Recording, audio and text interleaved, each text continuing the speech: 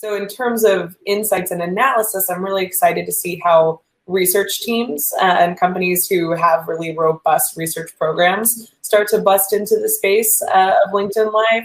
But along with that, I'm interested to see how companies harness the idea of tips and best practices.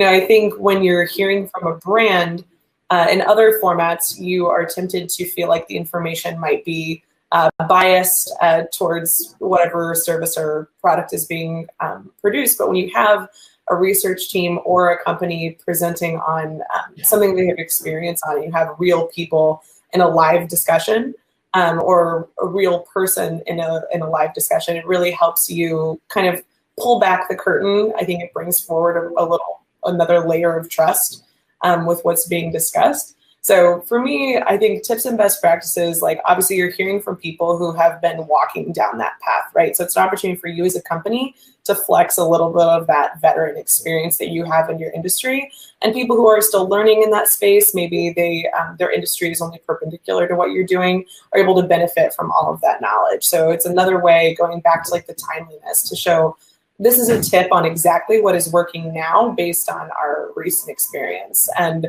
it's a new way to discuss your products or service because it also has a value add of being informative rather than just stagnant. So yeah, I think that's fantastic. And of course, as we know from Facebook and Twitter, like with Live, you have the live interactive aspects. You can actually, while you're providing this insight on tips and best practices and thought leadership, you can be taking comments and questions and engaging with an audience with really specific and informed insights as well. Mm-hmm. Yeah, and I think that's an awesome point. Tips and best practices are going to be a really great content type for LinkedIn Live. There's a couple of reasons I really like it for Live. One is if you just start posting tips and best practices without that live interaction, that face-to-face, like you were alluding to, it's hard to get that credibility.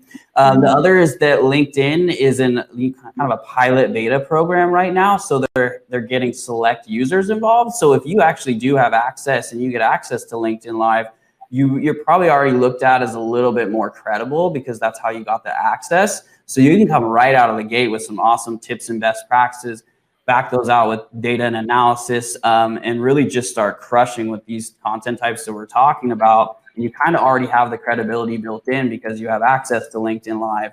And so right now is the opportunity to build on that over the next few months while they're continuing to roll out more access. So I think tips and best practices is a hot topic right now. We're definitely going to go all in on tips and best practices around live video, just creating videos in general.